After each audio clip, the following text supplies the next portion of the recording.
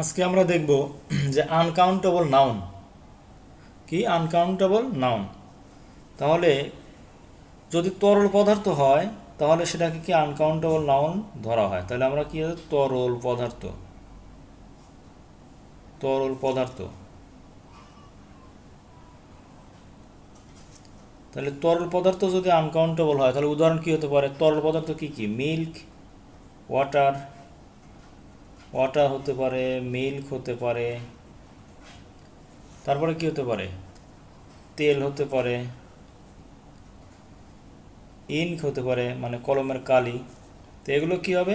Uncountable noun.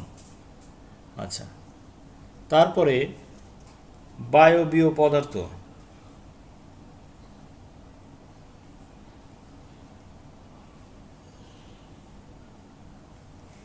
বায়বীয় পদার্থ তাহলে কি? অক্সিজেন, হাইড্রোজেন,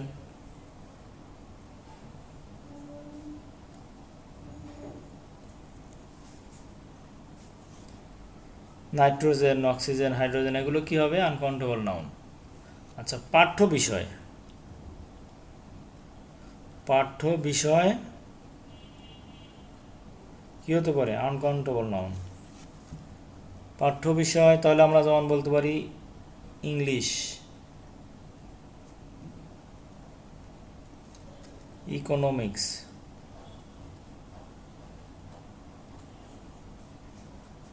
তো ইংলিশ, ইকোনমিক্স, ম্যাথমেটিক্স এগুলো হতে পারে কি? Uncountable noun. আচ্ছা, তো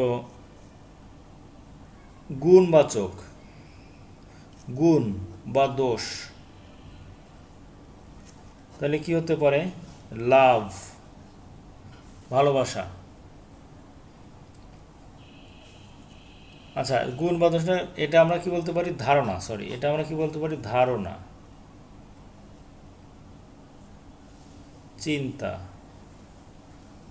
তাহলে ভালোবাসা, সিম্প্যাথি, এগুলো কি? আনকাউন্টেবল। আচ্ছা, তারপরে কি আছে? রোগ, রোগ বলাইকে কি বলতে হয়? আমরা আনকাউন্টেবল বলি, যেমন কলেরা।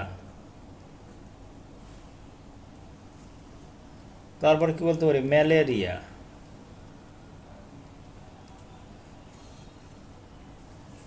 আচ্ছা, এরপরে কি আছে? ভাষা, বাংলা ভাষা, বাঙালি ভাষা, ফ্রেঞ্চ ভাষা। আচ্ছা, এবং সর্বশেষ আমরা কি বলবো? খেলাধুলা, খেলাধুলা। যেমন কি হতে পারে? হকি,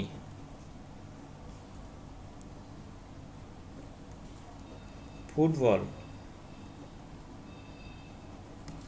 সেগুলো কি? Uncountable noun.